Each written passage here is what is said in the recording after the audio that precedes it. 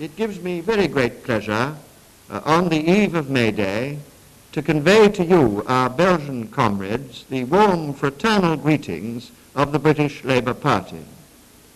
Every May Day, workers all over the free world come together to pay tribute to the pioneers of our labour movement, to pledge themselves again to the ideals for which we stand, to review the present situation of the movement, and to look ahead at the future.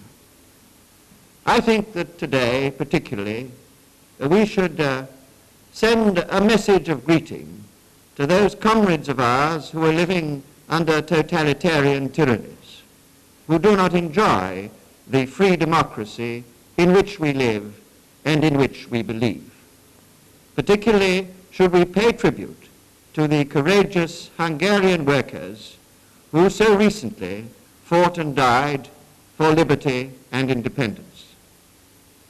As democratic socialists, we believe in working through our parliamentary systems to change the nature of our society.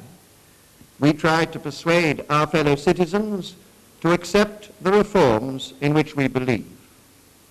Our aim, while fully maintaining and indeed developing our free institutions, is to secure for all peoples economic security and full employment, more efficient production through economic planning, and true social equality and the removal of all injustice. We can claim truly that in the past 50 years, great strides have been made towards these ideals. The word poverty has been abolished. We have had many years of high employment. Our standards of living have advanced, and the worse inequalities have been diminished. Nor have the triumphs of social democracy been limited to Europe alone. We have given freedom and independence in Britain, as other countries have too, to former colonial peoples. And in doing so, we have been true to the essentially socialist conception that no group of people has any inherent right to rule over another people, and that discrimination on the basis of color or race is as odious as discrimination on grounds of class or creed. Yet, while we can be proud of much that has been achieved, much also still remains to be done. In Britain, we in the Labour Party have been using these years of opposition to think out afresh some of our policies. We have been looking to the future and making new plans.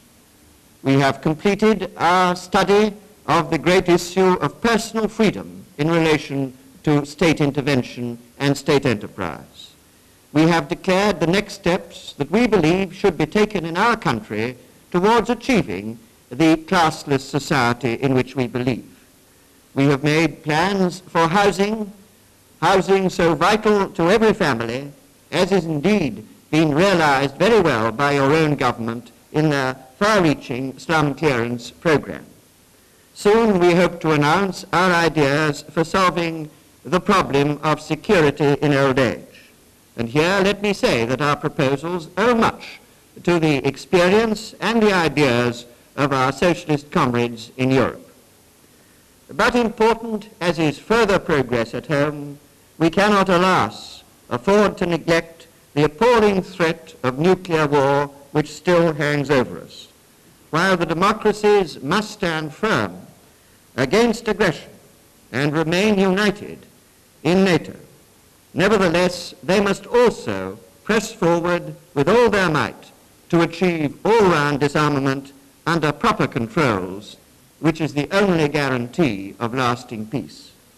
So on this eve of May Day, while we can and should rejoice in the achievements of the past, while we can take pride in the fact that so much of what was preached by our pioneers is now accepted far outside our own ranks, nevertheless, we should pledge ourselves, and do so gladly, as comrades, to the further great efforts which will be needed if we are to achieve in their fullness the ideals in which we all believe.